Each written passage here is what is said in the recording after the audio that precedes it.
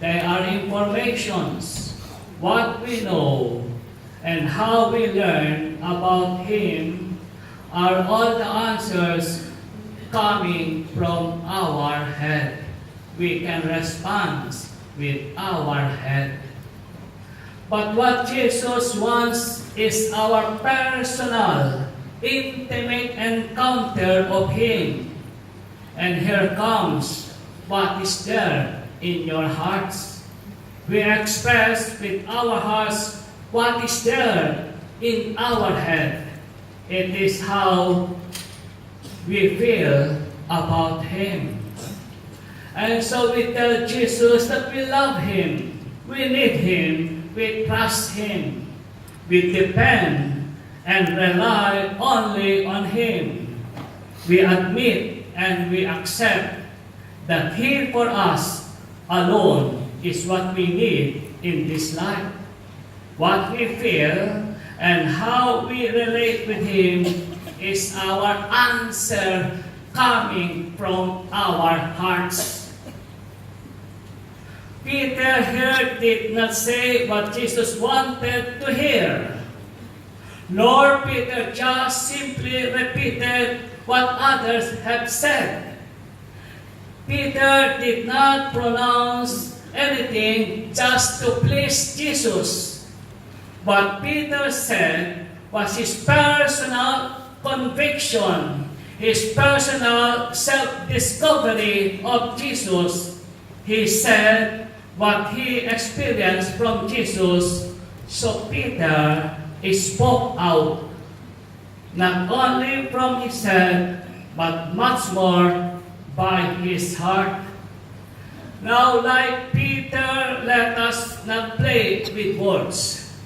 Let us not invent words just to please other people and our friends, nor we spread offensive and negative words for those whom we dislike.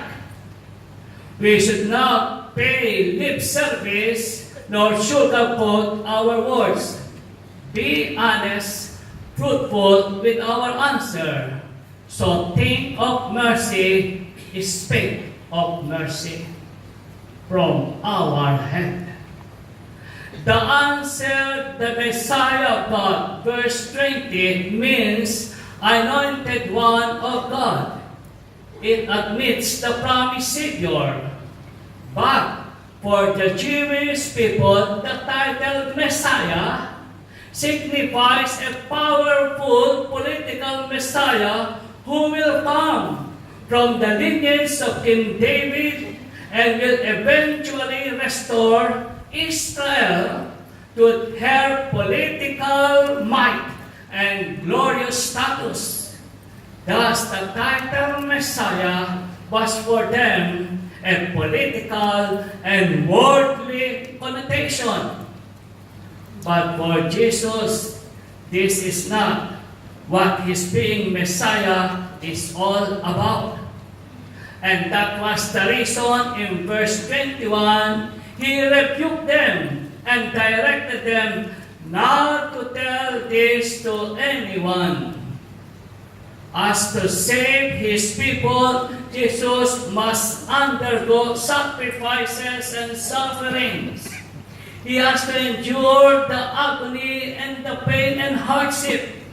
He has to accept the reality of the cross to the point of being crucified to that cross. And that is being Messiah of Jesus. And that is His Messiahship is all about. Yes, Jesus is the Messiah, the Savior, but the way to salvation is His way, and that is the way of the cross. He is Messiah, but being Messiah is by His being merciful to us, by doing mercy, by His forgiveness, love to us. And so on this aspect, we answer His question by the works of our hands. We share His mercy, we perform mercy, And so with our hands, we proclaim that you are Jesus, the King of mercy.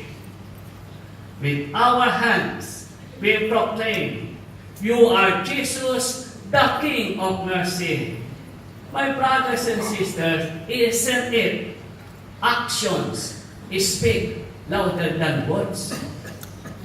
And so with our hands, we proclaim, we preach, we answer Jesus, King of mercy. That is our answer from our hands.